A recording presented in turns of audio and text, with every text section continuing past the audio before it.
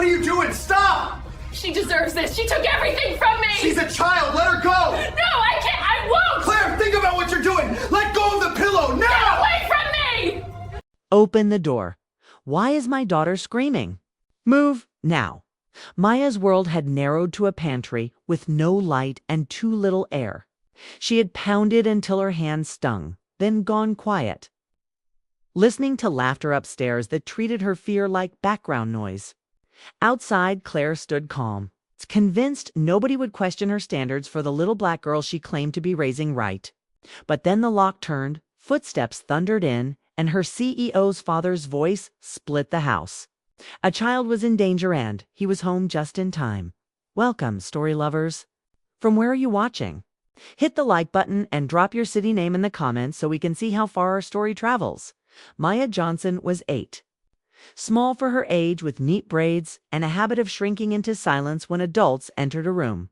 She lived in a gated suburb outside Atlanta, in a pale brick house at the end of a cul-de-sac where sprinklers hissed at dawn and porch lights blinked on at dusk. Her days ran on rails: cereal, the school bus at 7:30, spelling tests, piano practice, homework at the kitchen island, bedtime stories in a room painted soft yellow. She liked order because order meant fewer surprises, fewer moments where she might get something wrong without knowing it. Her father, Daniel Johnson, was the reason their life seemed steady. He was a celebrated tech CEO, always mid-flight, always chasing another deal that would keep their future bright. Every departure came with a hug that lingered and a promise that the next trip would be shorter. When he called, his voice was warm and familiar, asking about school and dreams, telling Maya she was brilliant and that her late mother would be proud.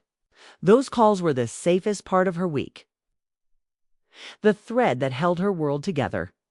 2 years earlier, after Maya's mother died, Daniel married Claire. Claire arrived polished in the way expensive things are polished, smooth, gleaming, and hard. She dressed like a magazine spread and spoke to neighbors with effortless charm. Around Maya, she stayed polite but distant, correcting her without raising her voice. She straightened Maya's posture at dinner, inspected her hair before school, and reminded her to say yes, ma'am, as if the house were a showroom, and Maya another fragile display to be kept perfect at school. Maya was one of only a few black kids. She learned quickly that being flawless meant being left alone. Teachers praised her quietness and called it maturity.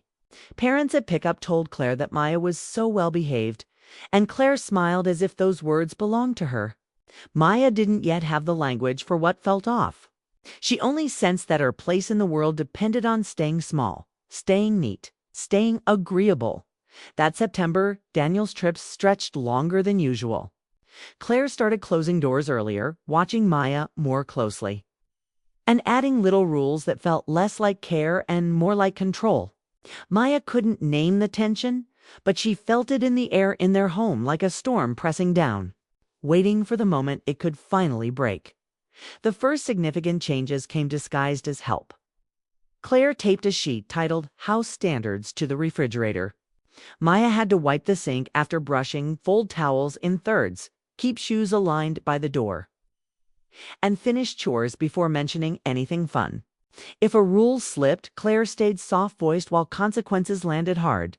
No dessert, no tablet, no weekend park. She called it discipline. Maya felt a net tightening around her childhood, stitch by stitch. Soon the standard spread beyond chores. Claire began offering warnings about race as if she were giving practical advice. She said Maya's braids had to be perfect because people judge girls like you. In stores, she squeezed Maya's wrist near security guards and insisted she'll stand perfectly still. Hence, nobody gets the wrong idea. At the community pool, she forced a cap over Maya's hair and a cover-up over her swimsuit, explaining that the neighborhood expected a certain image. Maya didn't understand why her image needed fixing, only that her body and her blackness were suddenly treated like problems to manage. Outside the house, Claire's friendliness made the inside impossible to explain.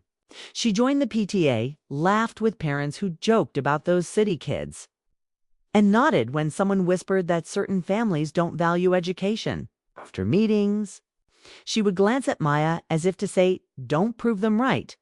Maya learned that questions invited trouble, so she swallowed them whole.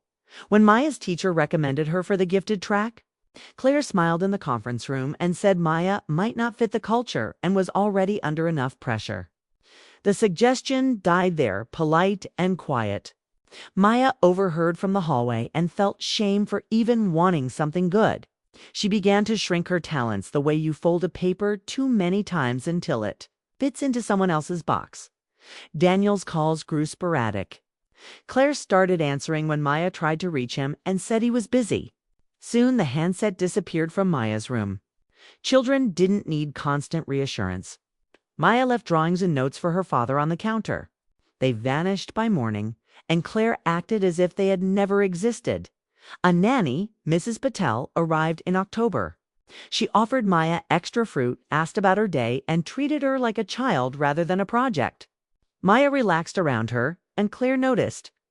2 days later, Mrs. Patel was dismissed for being too familiar, replaced by a stern sitter who reported everything. The rules slid into isolation. A white neighbor boy knocked to invite Maya to go biking.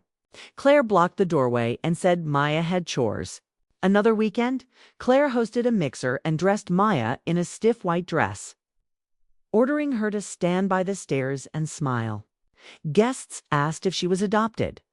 Claire laughed lightly, saying Maya was a handful but manageable. Laughter rippled through the room. Maya fled to the backyard, heart thudding, wondering why her existence sounded like a burden people could joke about. The next day, Claire drove Maya to a boutique for family photos, under hot lights. A stylist called Maya's curls wild, and Claire corrected Maya's smile, her shoulders, her voice. When Maya blinked back tears, Claire hissed that black girls don't get to look tired. Not in this zip code. Maya stared at her reflection and felt like she was being sanded down into someone else's idea of acceptable. One evening in the garage, searching for a missing ribbon, Maya found Daniel's old phone in a plastic bin. The battery was low, but alive. She dialed his number from memory, her fingers shaking. His assistant answered. Maya whispered her name, said she was scared at home, and begged to speak to her father. The assistant promised to pass the message through. Maya hid the phone under her pillow, unsure whether anything would change. But she had reached beyond Claire's walls, and a thin thread of hope finally pulled taut it could either save her or snap. 3 days after that call, Claire found the phone. She swept into Maya's room for inspection, lifted the pillow, and saw the screen glow with missed attempts. Her face didn't flare into loud anger. It tightened into the quiet terror of someone losing control. She demanded to know why Maya had it. Maya stammered that the phone was her dad's and that she only wanted to talk to him. Claire said Daniel had rules and that Maya was breaking them. She hauled Maya downstairs, locked the front door, and told the sitter to stay out of it. The phone disappeared into Claire's purse like evidence. Claire pointed at the pantry and ordered Maya inside to think about consequences.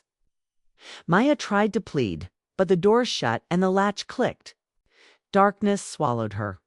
Shelves pressed close, smelling of spices and bleach. She pounded at the wood and called out until her voice scraped raw. Time stretched, each breath thinner than the last.